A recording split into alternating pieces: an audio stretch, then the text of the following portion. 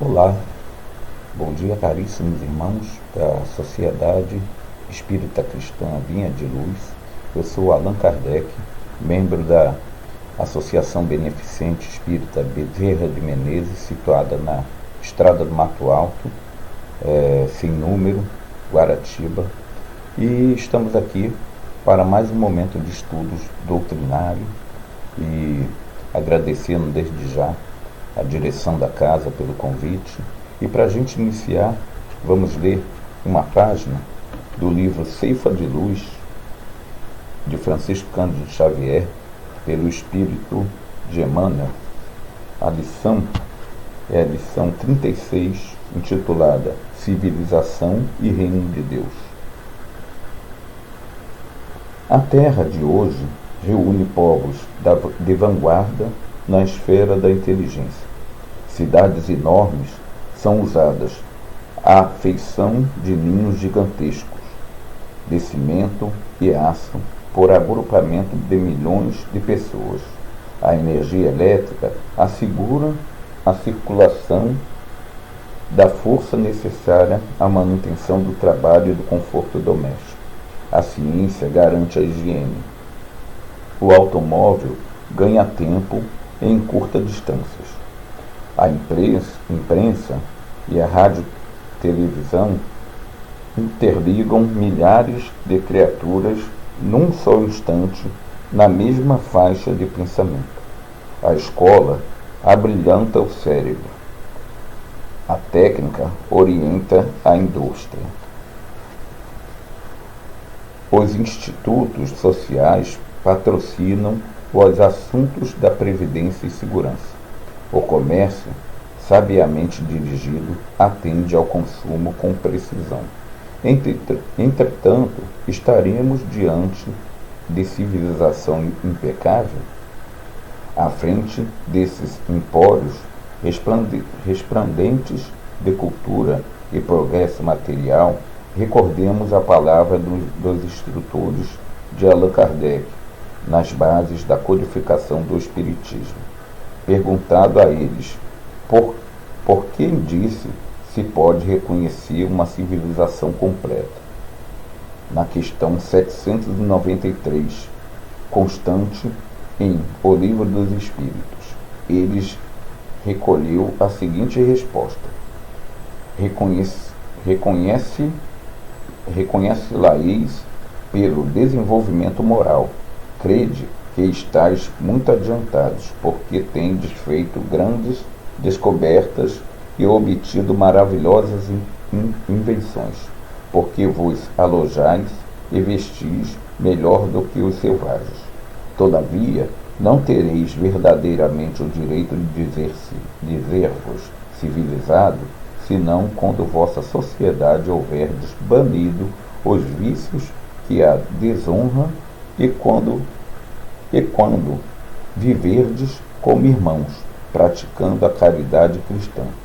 Até então, sereis apenas povos esclarecidos, que hão percorrido a primeira fase da civilização.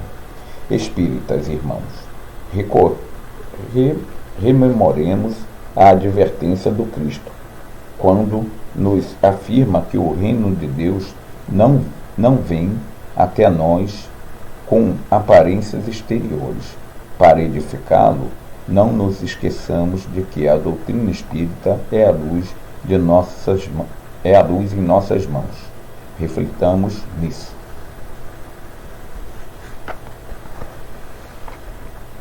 E com essas palavras, com essas falas, nós vamos nos concentrar num só pensamento e pedir aos nossos protetores espirituais, pedir a Jesus, nosso guia e modelo, pedir a Maria, mãe de todos, pedir a Deus, nosso Pai, as proteções e as vibrações necessárias para que possamos levar adiante nessa reunião a palavra que consola e instrui, para nos fazermos melhores hoje do que fomos ontem, e assim sucessivamente. Se conosco, hoje, agora e por todo sempre, que assim seja, graças a Deus.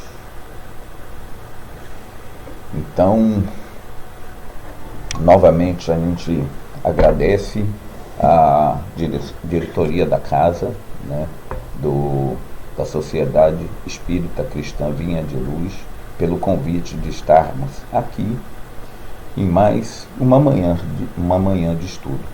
Estudo esse que está acontecendo na forma virtual e também terá na forma presencial, com os critérios adotados pela diretoria da casa. Vamos falar hoje aqui dos seguintes assuntos: renovando atitudes, pandemia, fim de ano e transição planetária. E para a gente iniciar o nosso bate-papo de hoje, essa primeira parte, renovando atitudes, vamos fazer uso do livro que é intitulado, leva o mesmo título, né? O título do livro é Renovando Atitudes, de Francisco do Espírito Santo Neto, pelo Espírito de Hamed, né? E o interessante dessa obra é que ele pega trechos justamente do Evangelho segundo o Espiritismo, né? E são feitos comentários acerca desses trechos pegos no Evangelho segundo o Espiritismo, com o objetivo de reflexões, né? Objetivando, logicamente, nossa renovação de atitudes sob as inspirações do Mestre Jesus. E por falarmos em Jesus, né? Jesus ele conhecia, como conhece, a psiquia humana. Ele sabia, na época que ele aqui esteve, como sabe hoje, que essa psiquia é a fonte e a causa reais dos nossos sofrimentos. Nós mesmos criamos esses sofrimentos para nós. E Jesus sabia, como sabe disso. Esses sofrimentos, né, nada a ver com sofrimento, nos tornar mais franco e honesto para conosco, para com o próximo, nos possibilita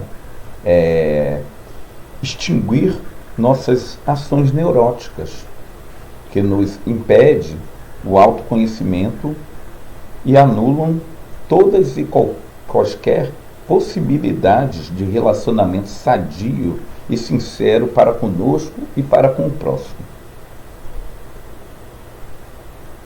Jesus sabia das nossas dificuldades de perceber os esconderijos psicológicos os quais edificamos como método de defesa para camuflar nossas predisposições aos vícios, aos erros e para camuflar nossas dificuldades, né? Mas tanto Jesus sabia que o Evangelho, né, o Evangelho de Cristo, embora ele não escreveu nada, né, foram os evangelistas que escreveram sua passagem por aqui, e essas mesmas falas, né, dos evangelhos estão contidas no Evangelho segundo o Espiritismo. E então o Evangelho ele contém, né, ele é um remédio e ao mesmo tempo um mestre para nós, pois ele contém um enorme manancial que vão nos ajudar a corrigir e renovar essas nossas atitudes aqui citadas, né?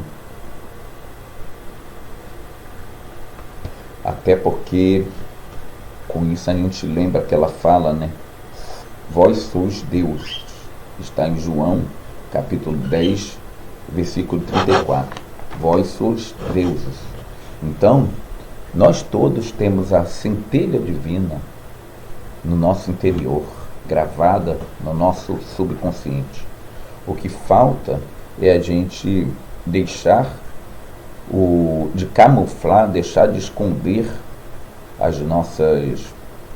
os nossos potenciais e desabrochar como um botão de rosa, desabrocha, no sentido da evolução.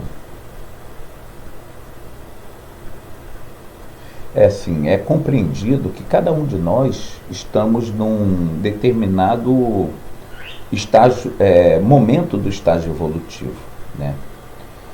Nós não estamos todos no mesmo ponto desse estágio evolutivo. E, portanto, cada um de nós estamos fazendo o que é possível fazer no momento, né? Conduzindo no agora com o melhor que nós temos, né? Seria incoerente a gente comparando, né, a nossa situação, pegando a natureza como exemplo, seria incoerente censurarmos um botão de rosa que ainda se encontra fechado por não estar totalmente desenvolvido e aberto, né? Ou também recriminarmos, né, uma roseira por não ter dado a mesma quantidade de botão que a roseira plantada ao lado no mesmo canteiro. O que eu quero dizer com isso? A natureza não dá saltos, né? Não devemos forçar as convicções de ninguém, né? Afirmar ao outro quais atitudes deveriam ser tomadas de respeitar sua natureza íntima, né? Seu próprio grau de desenvolvimento espiritual. Então não nos cabe aqui forçar a convicção de ninguém, como nós falamos no início. E o conteúdo que nós vamos refletir aqui, que a gente fez essa introdução inicial, com o conteúdo de hoje, nós pretendemos contribuir para que todos nós possamos refletir as atitudes humanas, né? A fim de que possamos nos entendermos, nos reconstruirmos, né? E nos transformarmos interiormente para que o reino do céu se edifique de fato dentro de cada um de nós. Não seja uma utopia, seja algo real, né? E assim, para a gente iniciar verdadeiramente nosso bate-papo de hoje, como a gente falou no início, vamos pegar trechos, né, do Evangelho contido nessa obra que acabamos de citar e vamos discutir esse texto a fim de compreendermos como podemos renovar de fato as nossas atitudes, né? Então está lá no Evangelho segundo o Espiritismo, no seu capítulo 10, no item 11, o seguinte, eu vou ler para vocês aqui. Não julgueis a fim de que não sejais julgados, pois que vós sereis julgados segundo tiverdes julgado os outros. Esse servirá para convosco da mesma medida da qual vos servistes para com eles. Temos a tendência e os pensamentos julgadores, né? Essa tendência, esse pensamento julgador, está sedimentado em nossas memórias mais profundas, né? Quando criança, ouvimos, primeiramente, os nossos pais no lar, ou qualquer outro responsável. Logo depois, vamos à escola e ouvimos os mestres nas instituições de ensino. Adentramos a um templo religioso e ouvimos os líderes religiosos, os palestrantes, no caso da doutrina espírita, e fora também que trazemos conosco as memórias das nossas vidas pretéritas, né? Então, com isso, o que eu quero dizer? Nós possuímos um reservatório moral e nos servirmos desse reservatório moral para classificar as atitudes como boas ou como más, né? E aí nossas concepções éticos morais entram nessa situação, baseada nas noções que nos foram adquiridas em nossas experiências, seja nessa vida atual, seja nas vidas pregressas, né? Através, como eu falei, na vida atual, através do lar, através da sociedade, através da religião, ou aquilo que nós trouxemos de outras vidas, nós nos servirmos dessas, eu citei aqui, desse reservatório moral, né, para nós nos servirmos desse reservatório moral para emitirmos nossas opiniões e nossos pontos de vistas, né, com o objetivo de ou harmonizarmos ou nos resguardarmos, né? Resguardarmos com aquilo que nós consideramos nossas verdades absolutas. Mas nem sempre nossas verdades absolutas é a verdade absoluta de um irmão, do próximo. Lembra daquela fala que eu usei, tomando a natureza como exemplo, né? Que seria incoerente forçarmos um botão de rosa a desabrochar ou cobrar que uma roseira tenha a mesma quantidade de botão da roseira que se encontra plantada no mesmo canteiro ao seu lado.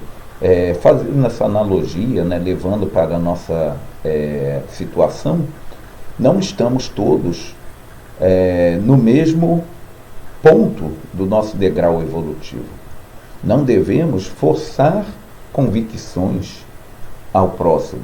Em outras palavras, as nossas verdades absolutas nem sempre é enxergada pelo próximo e nem sempre é a verdade absoluta desse próximo, que também tem o seu reservatório moral, que também trouxe ao longo da construção de sua vida, seja nessa encarnação, seja em outra encarnação, as suas verdades, o que ele julga como verdade.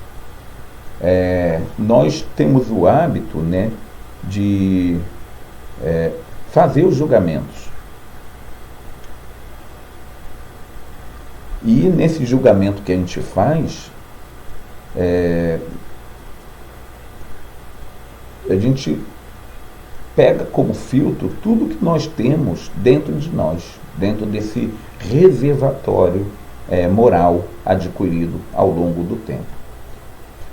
Só que a gente tem que ter o cuidado que o que nós sentenciamos aos outros reside dentro de nós, né? A sentença que a gente dá ao outro reside dentro de nós, está latente em nosso interior, porque não vivemos só agora nesse corpinho, nessa vida. Viemos construindo a nossa existência ao longo de toda a nossa vida antes dessa encarnação, né? Então, aquele irmão que ainda possui o que a gente julga como o mal, a gente julga como errado, pode estar, esse mal pode não, com certeza ele está em nosso interior, ou adormecido, porque com as nossas verdades a gente vai filtrando o que é certo e o que é errado, e a gente acaba adormecendo esse algo que se encontra dentro de nós, ou nós utilizamos dos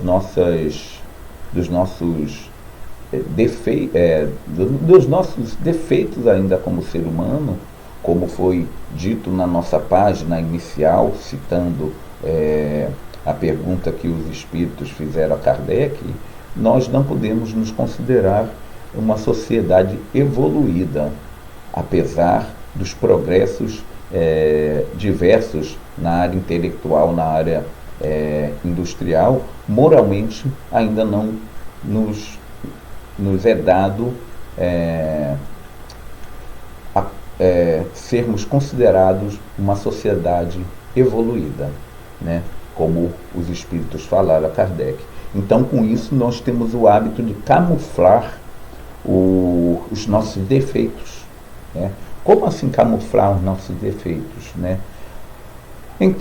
Adentramos num templo religioso qualquer, seja casa espírita, seja uma igreja, nós vestimos a pele de cordeiro. Saímos desse templo religioso, tiramos essa pele de cordeiro e demonstrando o lobo que ainda somos. Então nós temos o hábito de camuflar nossas vicissitudes e querer expor nossas virtudes seria falta de demonstração de que não somos evoluídos ainda, porque, como diz o Evangelho, a nossa mão direita não saber o que dá à esquerda, a nossa mão esquerda não saber o que dá à direita, significa fazer o bem por fazer, não precisa demonstrar a ninguém. Então nós temos o hábito de superexcitar as nossas virtudes, de querer mostrar as nossas virtudes a todos, quando na verdade o único que já vê e precisa saber dela é Deus, né? E lógico, toda a espiritualidade superior, e nós temos o hábito de camuflar os nossos vícios, mas eles estão ali presentes. E esses irmãos que aparecem para a gente, né, com seus defeitos, né, e a gente acaba julgando, eles servem, na verdade, como um espelho para nós, né? Eles estão mostrando, tipo falando para a gente, como se estivesse falando para a gente, olha aí você aí, olha os seus defeitos aqui, né? Então ele serve como um espelho para nós, para que nós possamos refletir acerca dessas vicissitudes que tendemos a camuflar em determinados locais e verdadeiramente, ao invés de camuflar, nós procurarmos nos melhorarmos de verdade para, de fato, edificar o reino dos céus em nosso interior e para fazer essa renovação enquanto espírito que somos. Até porque nós só podemos mudar a nós mesmos, né? Só podemos mudar a nós, não temos o direito, nem o dever, nem a possibilidade de mudar o outro. A mudança é individual, cabe ao outro se mudar, cabe a nós nos mudarmos. Podemos sim estender o braço e ajudar um irmão na sua caminhada evolutiva, mas a tarefa de mudança é individual. E nessa tarefa de mudança individual, nós só podemos reabilitar em nós, ou reformar em nós mesmos, aquilo que já percebemos. E esse irmão, no caso, que apresenta os seus vícios, que nós estamos ali observando, ele serve, tá? É colocado em nosso caminho como um instrumento de Deus, né? Para que possamos, através dele, nos enxergarmos verdadeiramente, né? Nós, como falei, nós fazemos o que a gente chama de auto-engano, né? Nós não conseguimos conviver com a verdade e tentamos sufocar essa verdade, enclausurar esses sentimentos, essas emoções, disfarçando-os em nosso inconsciente. É aquilo que a gente falou, a gente tem o hábito de tentar mostrar em determinado local aquilo que na verdade não somos. E aquilo que na verdade nós somos se torna latente quando estamos à vontade dentro do nosso lar, e aí aparece o tirano dentro do lar. Aparece também quando estamos no trânsito dirigindo, né? Aí aparece aquele tirano do volante. Então devemos parar de nos auto-enganar e de fato nos reformarmos, né? E portanto julgar quando a gente faz o julgamento, não se é levado em conta as nossas realidades, né? Nossas realidades, essas realidades que nós nos auto-enganamos. Então é fácil apontar o dedo para o próximo e nós não olhamos para o nosso interior. É aquele ditado que diz no Evangelho: enxergamos um cisco no olho do irmão e não enxergamos uma trave em nossos olhos. Julgar o próximo não é uma atitude correta. Julgar a ação do próximo, tá? Com o intuito de ajudar, estendendo a mão para ele, para que ele se renove também enquanto espírito, aí sim é uma ação sublime. Desde que nós façamos essa ação de julgar a atitude do próximo, ou condenar a atitude do próximo, sem alarde, no silêncio, chamando esse irmão em particular, não em público, com o intuito de humilhá-lo, e sem os nossos preconceitos, né? Porque quando nós julgamos o próximo com preconceito, nós não estamos tendo bom senso e racionalidade, tá? Devemos reavaliar, no entanto, nossas formas retrógradas, né, de ver o que é certo e o que é errado, né? Porque, como eu falei, nós tendemos a sufocar, de nos auto-enganar, né? Então, e também trazemos, como a gente falou lá no início, a construção do que nós chamamos de reservatório moral. Nós trazemos a construção desse reservatório moral acerca do que aprendemos, do que nos é passado. E nem sempre aquilo que nós trazemos como verdade absoluta, tá, é a verdade absoluta dentro da lei da natureza, tá? Devemos levar em consideração também a singularidade de cada um. Cada um é um indivíduo, cada um tem o seu reservatório moral, né? Construído ao longo do tempo, ao longo das sucessivas encarnações, ao longo desta atual encarnação, através do contato com seus familiares, com a sociedade, com a natureza em si. Então, devemos levar em consideração que somos cada um indivíduo, cada um mundo à parte, né? Então, a gente julgar generalizando todos dentro do nosso conceito, dentro da nossa concepção, sem levar em conta o que cada um construiu ao longo de sua vida, é faltar com empatia aos nossos irmãos, não nos colocarmos no lugar desses irmãos e não entendermos o seu reservatório moral também.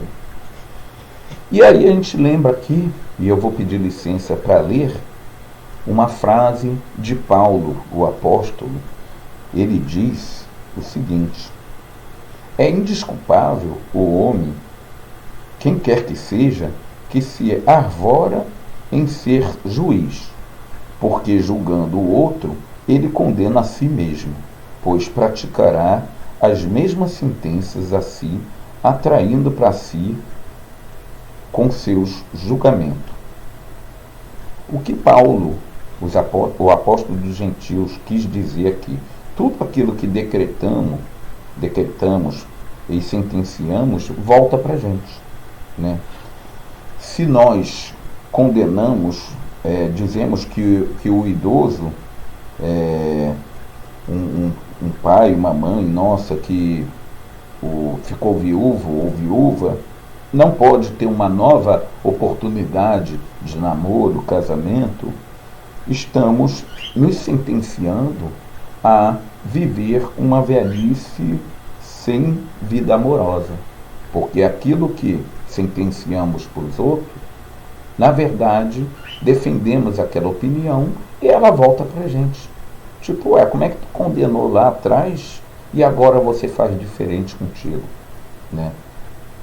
Se considerarmos um outro exemplo aqui, a homossexualidade abominável, dentro desse nosso reservatório moral construído ao longo do tempo, né? E aparecer no seio de nossa família algum familiar, filho, irmãos, se dizendo homossexual, não vamos poder, a partir daí, termos dois pesos e duas medidas. O homossexual que não é da família é abominável e o que é da família é aceitável.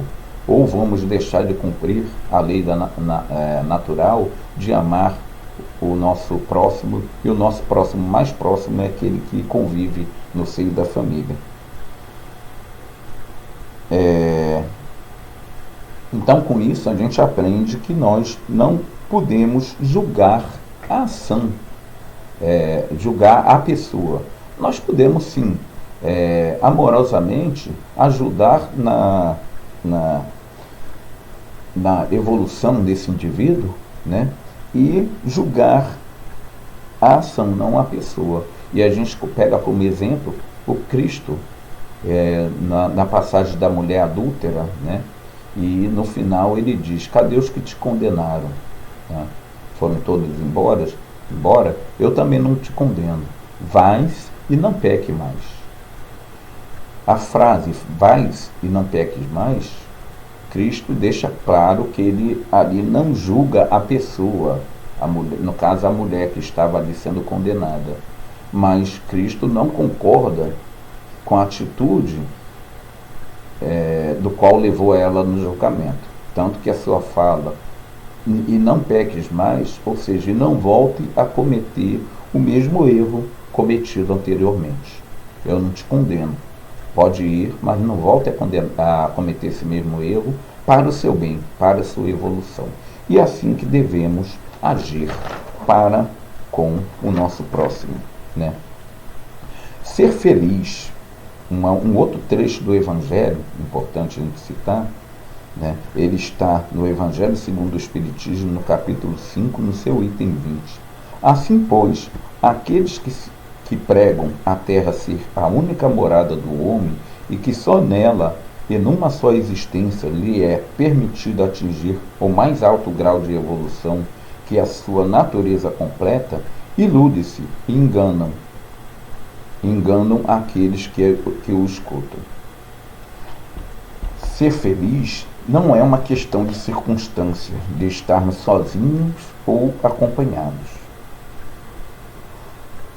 As estradas que nos levam à felicidade nos reportam ao mais alto grau de amadurecimento. É através do amadurecimento que vamos evoluir. Nosso principal objetivo aqui é progredir espiritualmente. Os momentos felizes ou infelizes são resultado direto de nossas atitudes vivenciadas, né? Como a gente falou antes, de sufocar as nossas más tendências, de nos auto-enganar, trazemos para isso infelicidade. No momento em que nós acreditarmos que a felicidade do próximo é também a nossa felicidade, aí estaremos evoluindo de verdade como espírito, aí estaremos deixando de sufocar dentro de nós as nossas vicissitudes, de nos enganarmos, porque entenderemos a mensagem cristã de que fora da caridade não há salvação.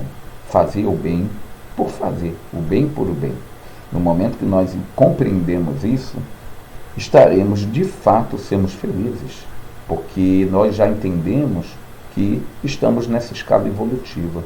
Os irmãos que nós entendemos e chamamos de espíritos superiores, eles passaram por esse momento dessa escala evolutiva que estamos. E a doutrina espírita nos ensina que esses espíritos superiores estão sempre ao nosso lado, nos instruindo, como o próprio Hamed citado, né, mentor do irmão do livro que citamos, tá, com o nome de Renovação Espiritual.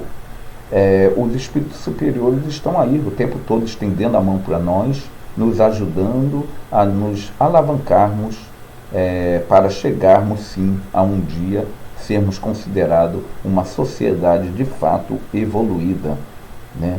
E não existe aqueles espíritos, né, superiores como anjos tocando harpas numa ociosidade eterna, e sim a compreensão de que a nossa felicidade ela vai ser completa no momento que a gente compreender e interiorizar dentro de nós que a caridade, o amor ao próximo, o fazer o bem pelo bem é o caminho para essa evolução. Mas também deixando de ser superprotetores, né? Cabe ao outro a sua evolução. Tendemos a agir superprotegendo, agir colocando no outro os nossos objetivos não alcançados, frustrados, principalmente em filho. Então a gente quer que o filho seja aquilo que nós queríamos ser e não fomos, né? E lembremos que a ele cabe a evolução dele. Nós estamos aqui como tutores nessa encarnação, encarnado como pais, né, para ajudá-los nessa tarefa da autoevolução. Mas não vamos evoluir por ele. A evolução cabe a ele, né? Então, deixemos a superproteção de lado também, né? E, para a gente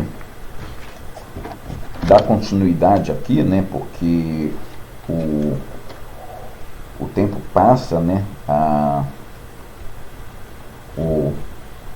E é muito assunto, não dá para falar num estudo só.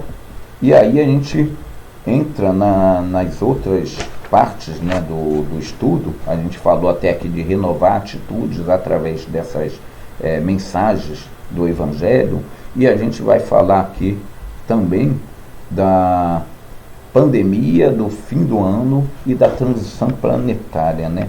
Para a gente falar da pandemia, tá? A gente lembra que Kardec, em O Livro dos Espíritos e na Gênese,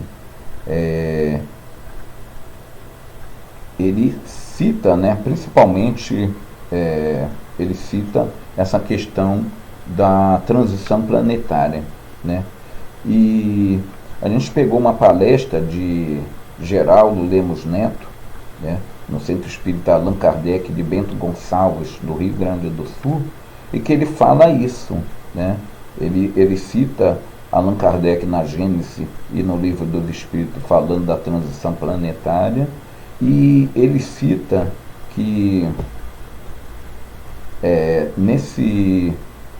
no programa Pinga Fogo de Chico Xavier, fala que depois da geração de Kardec, tá, haveriam 3 gerações incrédulas, e essas 3 gerações composta cada uma delas de 50 anos, ou seja, 150 anos de incredulidade, né?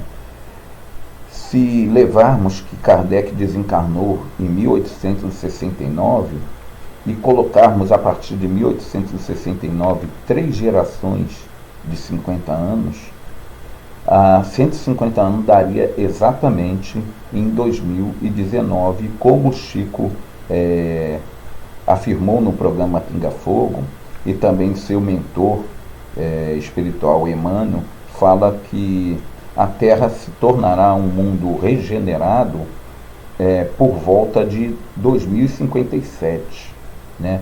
E fala que esse processo, essa transição, ela se inicia, ou seja, a Terra começa a entrar num período de transição, tá? Justamente ela já está pronta para essa transição, justamente 150 anos após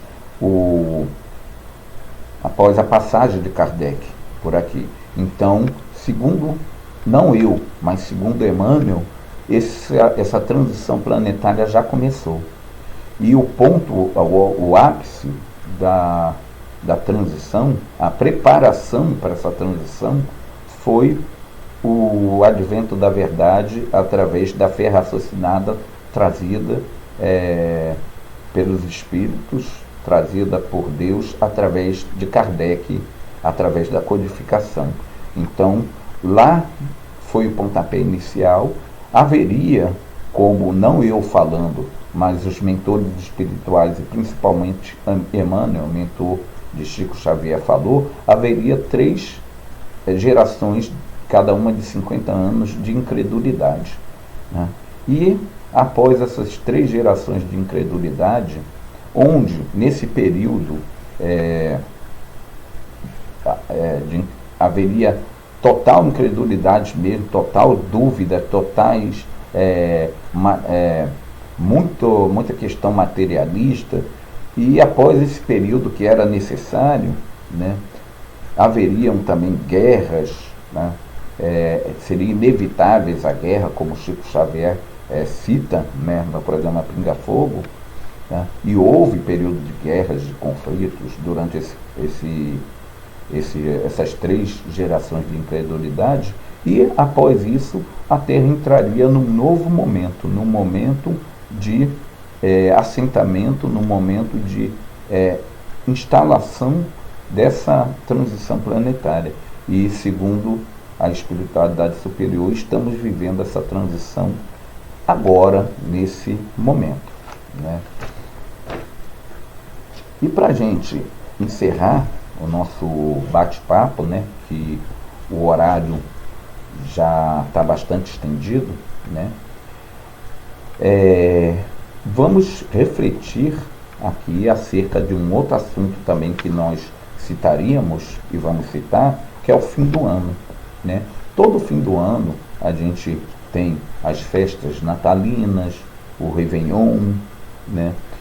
E então a gente aproveitar, como deixar aqui como mensagem de reflexão, né, as perdas que se houveram devido à pandemia do novo coronavírus, né, novo Covid-19, através do coronavírus. As perdas, não são as perdas de entes queridos, muitos perderam, tiveram perdas materiais, comércios fechando, falindo, pessoas perdendo o seu ganha-pão, ficando em situações difíceis mesmo, de se autossustentar, e também as perdas de entes queridos através do desencarne, né? Devemos nesse momento termos empatia para com o próximo, nos colocarmos de verdade no lugar desse próximo que teve perda e sentir e tentar entender o que cada um está sentindo. Nos colocarmos no lugar do outro sem forçar convicções de nossa crença, tudo que conversamos aqui, esse momento de transição planetária citada por Chico Xavier. Tem aqueles que não acreditam, então não devemos forçar convicções. Todos têm seu momento de desabrocho. Lembrando aqui a analogia que fizemos com a roseira lá na frente. Todos têm seu momento de desabrochar. Então não devemos forçar convicções, mas e sim nos colocarmos com a empatia no lugar do próximo e entender o que ele está passando, entender as suas perdas. E, com isso, reavivarmos o verdadeiro espírito natalino, né? Sufocando o consumismo exagerado, sem nenhum critério de sustentabilidade, sem nenhum critério geral. E, no momento do nosso Natal, celebrar o Natal, sim, como a vinda do Messias, a vinda de Cristo, a preparação do nosso globo, do nosso planeta, para esse momento de transição do qual estamos passando, e fazer desse Natal um Natal verdadeiramente diferente, levando em consideração tudo que aprendemos recentemente com essa pandemia do qual ainda estamos passando, porque nada é por acaso, e se ela veio, tem um propósito, e esse propósito tem a ver, muito a ver, com certeza, com esse período citado por Chico, de início da evolução planetária, de início de uma nova era de transição planetária. as promessas que costumamos fazer para nós mesmos, que sejam, durante esse período de Réveillon, que sejam promessas verdadeiramente com sentido de nos renovarmos por dentro, e não apenas dita da boca para fora, como mais uma defesa nossa de nos auto-enganarmos e de sufocarmos, guardarmos, escondermos os nossos defeitos, as nossas vicissitudes, que possamos fazer promessas verdadeiras e alcançáveis no sentido de buscarmos nos melhorarmos para, enfim, nos reformarmos enquanto espírito que somos. Essa é a mensagem que nós queríamos deixar aqui, e aproveito nesse momento que estamos chegando ao final do estudo novamente para agradecer pela oportunidade de aqui estarmos, e com isso vamos nos sintonizarmos numa só vibração e pedir ao bom Pai que abençoe a cada lar aqui conectado, que leve a cada mundo interior, a cada consciência, os ensinamentos cristãos, para que verdadeiramente possamos nos melhorarmos. Ser conosco, hoje, agora e por todo sempre. Que assim seja, graças a Deus.